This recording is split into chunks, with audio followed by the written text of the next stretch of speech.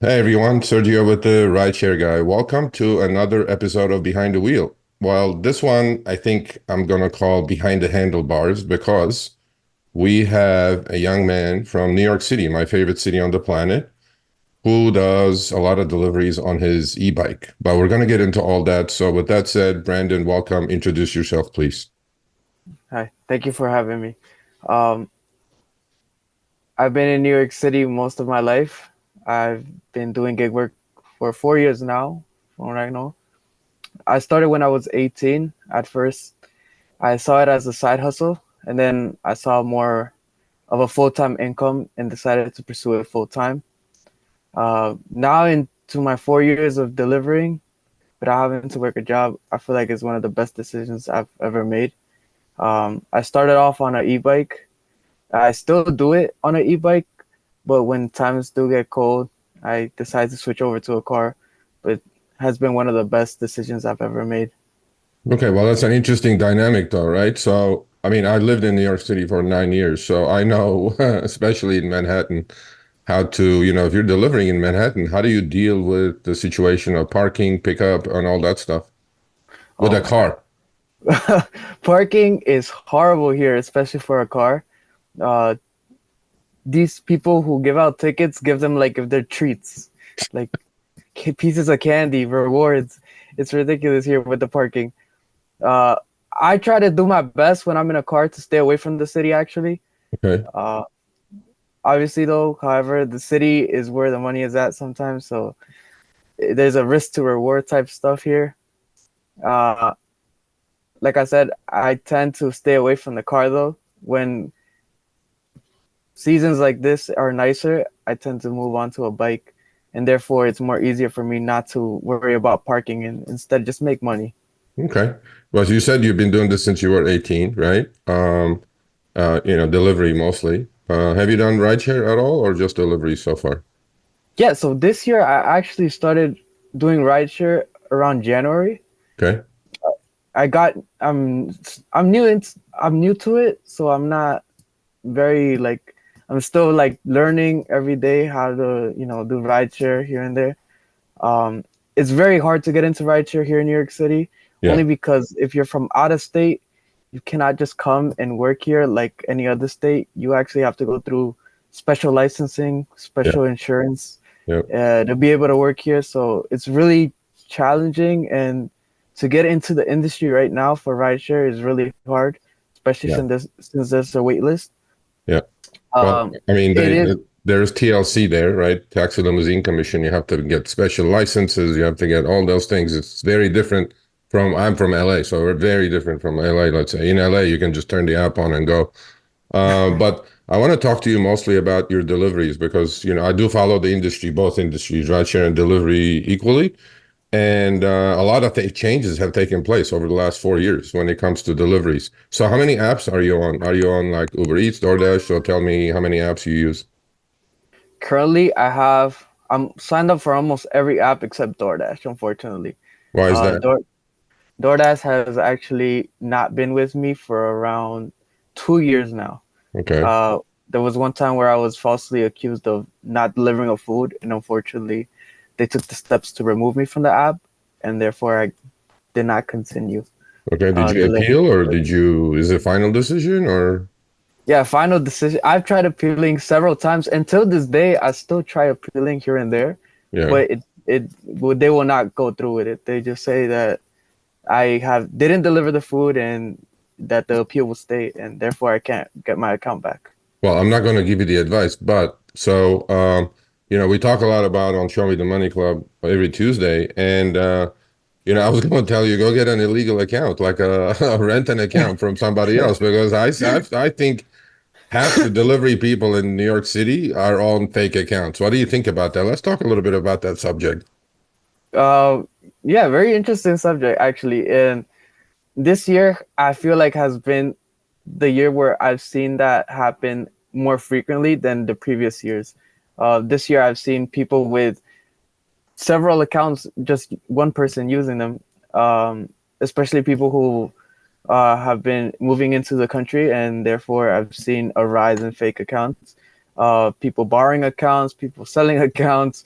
Um, and I just feel like it's just been getting to the point where our markets have been oversaturated, and therefore our work has been gone down Yeah. since the beginning of the pandemic. Because I feel like during the pandemic there wasn't a lot of drivers yet.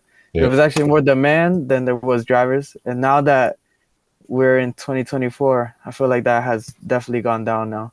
So basically, there are a lot more mouths to feed with the same kind of demand, right? I mean, the orders are still there, but then Mhm. we're also going to talk a little bit about the changes you've experienced with the minimum wage laws and things like that. But give me first, let's start with give me your like typical day on an e-bike, right? Do you deliver in the five boroughs? Are you in New York City proper, or tell me about your day. Like, when does it start? What do you do? When you wake up, all that good stuff. So typically, a day for me is really not scheduled. I usually work ridiculous amounts of hours. I usually try getting in as much hours as I can until I get tired. Uh, I'm very young, and a lot of people usually say like, "Don't you get tired? Don't you need sleep?" And Yeah. I try to go about that with working as many hours as I can. So sometimes I work a 24-hour shift before I even go to sleep. Right.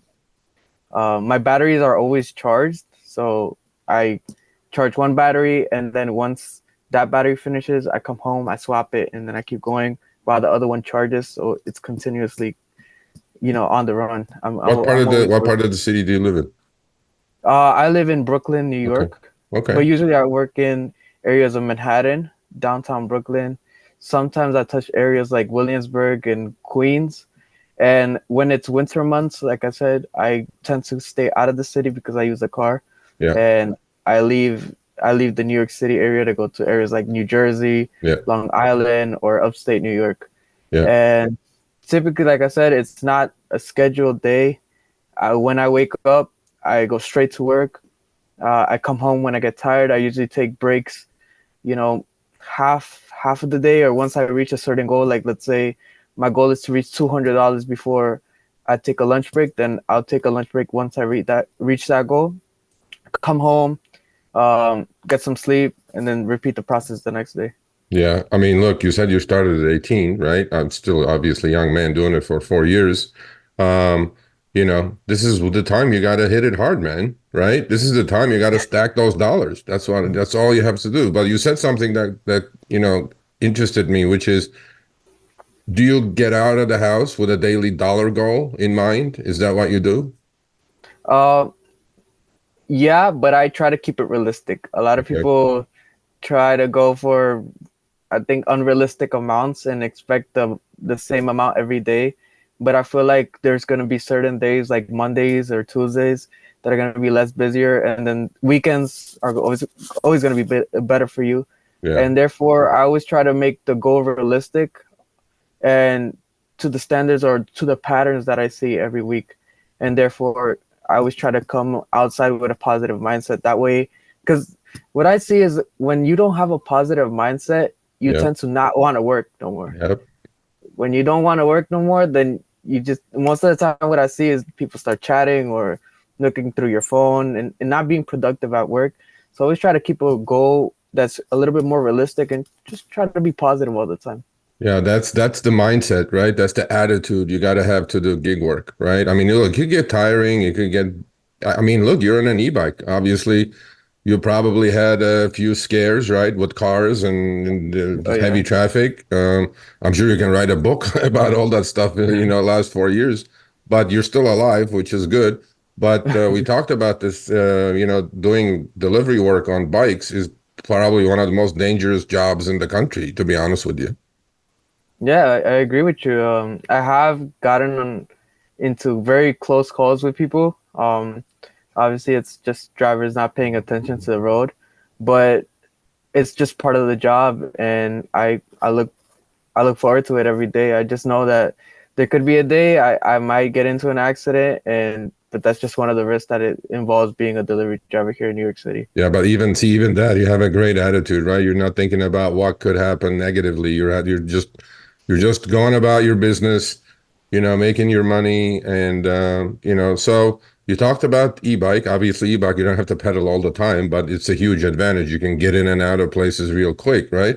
So, Yeah. what kind of e-bike do you use? And have you used scooters or is it just e-bikes? So I'm always in a different type of vehicles, but majority right now since it's summer, I have an e-bike, and I actually have to thank Whizz for this. Okay. They provided me an e-bike for the month at the moment. Their bike's actually really good. It handles well. It does. It performs to the expectations that I needed to perform. Battery actually is amazing, and then um, it's just a bike that I feel like can get me through a day without having to worry about anything. Yeah, I mean, I know the CEO of Wiz, Mike Pergadov, and great guy, great company, really. I mean, they do, for all you, the audience members who don't know what Wiz is a e-bike company rental. They do rentals to a lot of the delivery people or couriers in New York City and other densely populated areas. And they're very reasonable, right? And then, here's Brandon. I mean, he's a witness. He's been using it for a while. And yeah, you should thank Wiz actually, which I know you did, but I think they're a great company. They're an up and coming company, and I think they're going to do really, really well with their rentals to couriers. Um, so so we talked about a little bit about your schedule, which you don't have, because that's why you probably like this job, right? I mean, Yeah. now I always ask this to the rideshare drivers, right? I'm going to ask you too, because I think you're my first or second courier I've done on behind the wheel or behind the handlebars this time. Um, what you've been doing it for 4 years, right? Yeah. And what do you like? Give me two things you like about deliveries and two things you really don't like about deliveries. Let's see. Two things that I really like. I feel like one right now is the ability to choose what you want to take and what you don't want to take. Okay.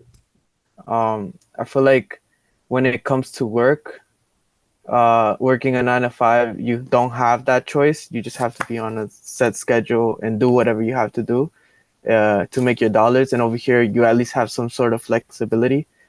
Another thing I like is just being free. You feel a little bit free, not having to clock in, not having to um, uh, be told when you can't do something, or when you know, when you can't, when you can't not make a decision on your own. It's like you could actually do stuff and make a decision based on what you feel like as an independent contractor benefits you. Yeah. That's what I feel like. And then two downsides I feel like it's just the danger that you go through every day. Yeah. Especially with the liability, whether it's a car or whether it's a bike, you're gonna be held liable for something, Yeah. even if it's in an accident. It doesn't matter. And then another thing is the false reports at the moment. Yeah. A lot of accusations with different types of customers if they get frustrated with a service, um, and they tend to either lie about it or not be honest to get their ways. And I feel like any given day could be your last day on that app, and that's just what makes it a little bit unfair. Yeah, unjust deactivation, we've been talking about that for a long time, rideshare or delivery. And because these companies, right, they use you. I mean, look, you're delivering their orders, right? But then you're getting fired by an AI bot, right? I mean, you're getting fired by software. Like what happened to you with DoorDash, let's say, right? Obviously, in your case, it wasn't, you know, real. Like that didn't happen. I'm assuming it didn't happen. I'm assuming you didn't eat their food. No, no, obviously not. So so this is what happens. The companies take the customer's word for it, right? Instead of listening to both sides and make a proper decision because there's no human involved in that decision. You know what I mean? There are all those hundreds of millions of orders going out. But while we're talking about DoorDash, let's talk about DoorDash, Uber Eats, and Grubhub, and all the delivery companies that you're clocking hours for. As you know, the New York City passed minimum wage guarantees, certain things in New York City only. And Uber and Lyft and DoorDash, on the food delivery side, they say they hate it. They say orders are going to go down. They said, oh, the world is going to come to an end because it's going to be too expensive. Well, you work with it, and for the last 8 months or so, and you worked without it, right? So what better way than to ask someone like you to compare? Like, which one did you like better? Did you like what happened before the minimum wage ordinance, or do you like the new way with the top off and everything else that you're getting? Based off what we're going through right now, I prefer the old way before Okay. any of the law came out, actually. Right now, it's just very hard for you to get a schedule. So, for those of you guys who are not aware, if you live outside of New York City, you cannot work here on any food delivery app without being scheduled on the app. There is possibility that there's openings where you could just log in and it'll say, like, for example, Uber. If during busy times, maybe you'll get a spot, but it's not guaranteed. So a lot of people who wish to wake up and just be able to get on the app and make some dollars, that's not possible anymore. Okay. So Well, you're saying that your flexibility kind of went away with the new law, right? Was there schedules before? Before the no, right? You could turn the app on and go anytime you wanted. well, for certain apps, there was like Grubhub and DoorDash. They're common for schedules, but they weren't as strict as there is right now, especially with their program switching. Yeah. Um, DoorDash has completely erased Top Dasher and no longer exists. Yeah. They changed it with this new pilot program that they have, and to the point where it's just making it seem like if you want to work, you just have to take everything. Yeah. They're That's treating you that's like what an it's employee more than an independent contractor because they passed these protections, minimum wage laws, and things like that. So, scheduling obviously is an important part. I mean, if you can't turn the app on, you can't make money. Um, but are you able to get the schedules that you like? I mean, are you able to get on the apps? uh well, right now it's just like if you could get in the app, it's like your lucky day. You can make some money. Um, Usually for Uber, I only get 5 hours of scheduling for the whole entire week, which is not a lot. And then the rest of the week, I depend on trying to get into the app. Um, for rideshare as well, I know this is a little bit like outside of the topic, but for rideshare, they're actually pushing out schedules as well for Yeah. TLC drivers here, and that's actually scaring a lot of them too. And it's starting a lot of actual protests here in New York City because people are not liking the fact that we cannot work without schedules here in New York. Yeah. That's why I say always, right? I mean, they own the apps, right? They can do whatever they want. Yeah, of course. And to them, obviously they're trying to make money. Well, as drivers, we're trying to make money, right? And then when the laws get involved, legislation gets involved, sometimes it screws things up. But let's compare the 5 or 10 or 20 hours you're working for Uber Eats or DoorDash that you used to, but you haven't done DoorDash, so let's not talk about that. Mhm. Are you making more money or less money than with the minimum wage laws versus previously? If I decide to only work food delivery app, I make completely, I guess, like, I would say cut my wages in half. No, that's why this year I decided to get into rideshare because before the rideshare even started scheduling, it was actually very good money. Um, and therefore, I've been depending on rideshare other than food delivery because food delivery, like I said, there's scheduling and you're not able to get in. So, in terms of earnings, if I purposely only work food delivery, there's no money in it no more. Is that because it's oversaturated? We talked about the fake accounts, illegals, all that stuff going on. Do you think part of the reason is that? Uh, I feel like that is majority of the reason, only because I feel like there's just only so many people that could get work, and there's only so much. Like, if they're gonna go through this method to schedule people, it's obvious that they can't have thousands of drivers get on the app at the same time.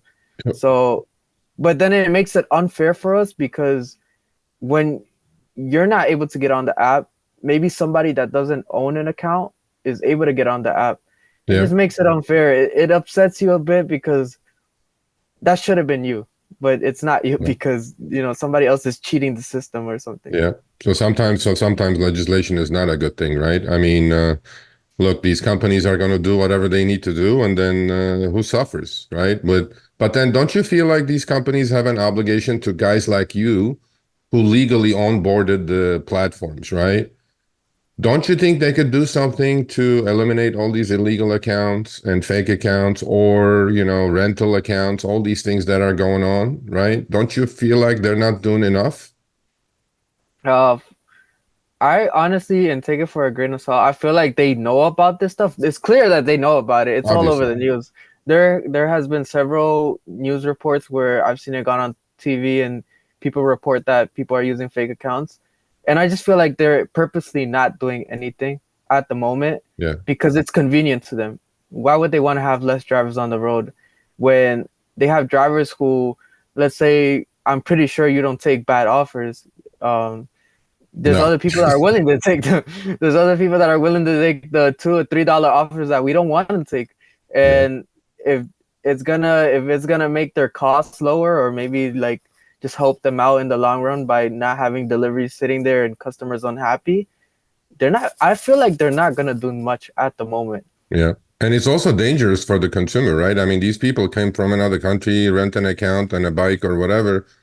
And you don't know what kind of people came into the country, right? I mean, we don't know. It's just they're there because it's on somebody else's account. They haven't background checked. They haven't done anything. But you hit the nail on the head though. So we have a saying here, Brandon. We call it, I have it on my head when I do the live streams. It's called hashtag decline garbage. Okay. And hashtag know your worth. Because these companies sending out $2, $3 orders, even on an e-bike, right? The only people who are going to accept it are the people who don't know or on somebody else's account. They just got to make a living, right? They just take all the trash. And yeah, that's why these companies don't do anything about it. They just, they go like, hey, knock yourselves out, right? But we're working on it. Hopefully that will stop. And then guys like you can get back on this program again.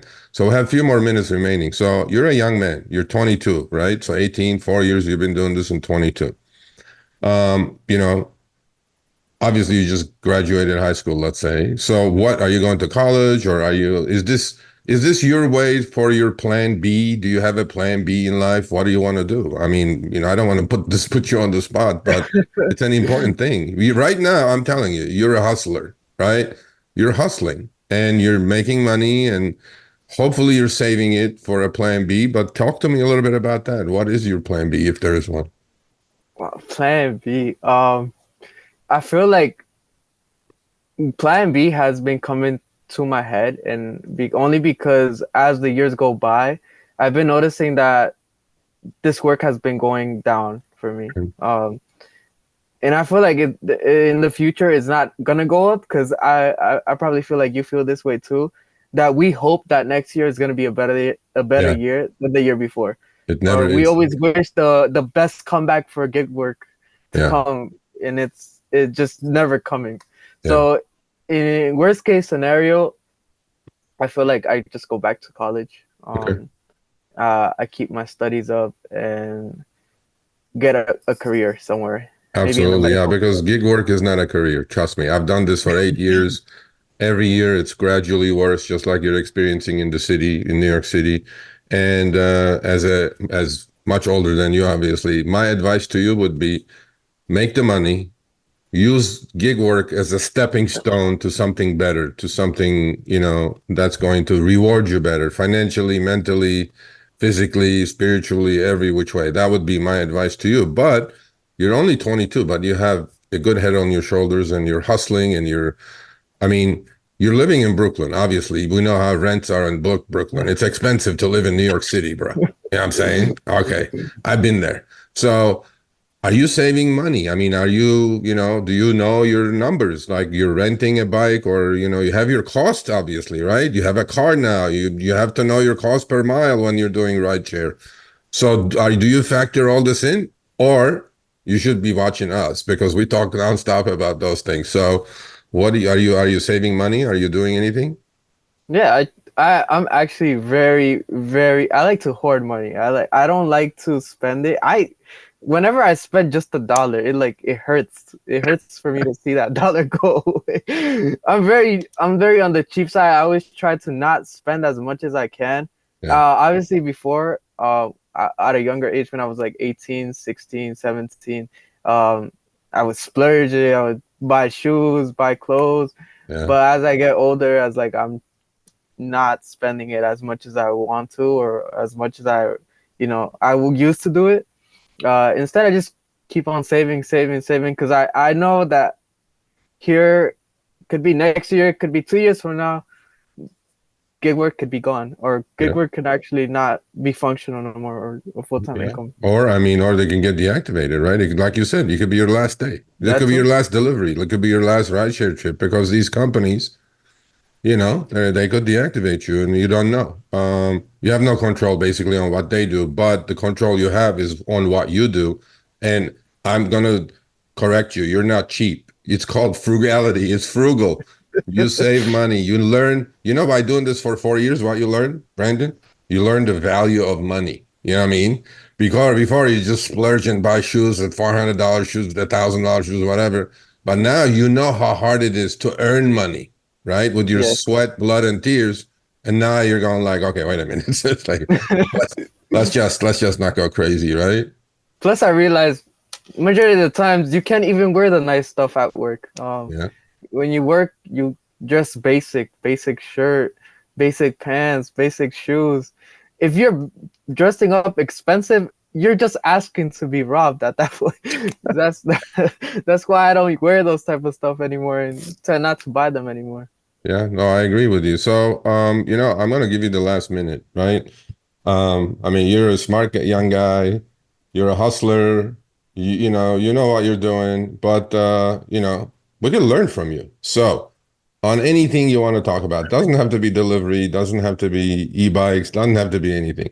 Give our audience some advice. It could be about anything in life, rideshare, food delivery, whatever it is. Give us some advice.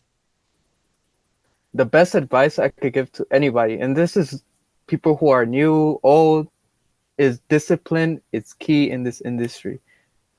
A a lot of people tend to switch and not be consistent. Consistency and discipline is always going to be your best friend if you want to make it in this industry. Sometimes it's going to seem rough.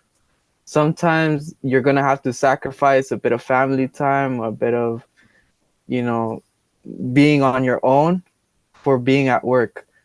But discipline is the only way that will make you successful in this industry. Showing up every morning, if you show up every morning, or if it's at nighttime, showing up every nighttime. As long as you're consistent, you're disciplined, and you don't waste your money, just like I was doing like when I was 16 or 17, you can make tons and tons and save and get to a bigger goal in the long run. But if you don't do that, then obviously you could fall into a hole where you're just working and not saving your dollars and you're just working and working and working and working and working. So stay disciplined, wake up, go to work every day, and just stay positive as well. Don't, even if the day seems slow, stay there. Because a lot of people like to go home after a slow day. They're like, you know what? It's not worth it. Those extra $50 that you're gonna make, maybe even if it's a slow day, is extra $50. So Yeah. stay outside, stay consistent, and stay positive.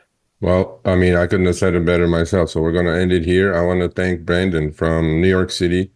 Here he is, young man hustling, and I can't thank you enough, man. I appreciate it. Now, my wish for you is obviously to make a lot of money and then work towards your plan B. But the most important thing is stay healthy and stay safe out there. Okay. All right, thank you, and to you as well, and to everybody that's watching this, to you guys as well. Stay safe, stay healthy. Health is wealth, and yeah, keep Yeah. working, keep Thank you, hustling. Brandon. Much appreciated, man. All right, thank you. Thanks for watching this episode of Behind the Wheel on the Rideshare Guy. We've been doing these interviews for the past 6 months with very successful drivers from different cities around the nation. Click here for another episode. Make sure you subscribe and turn on all notifications for other episodes of Behind the Wheel as well as amazing content on our channel.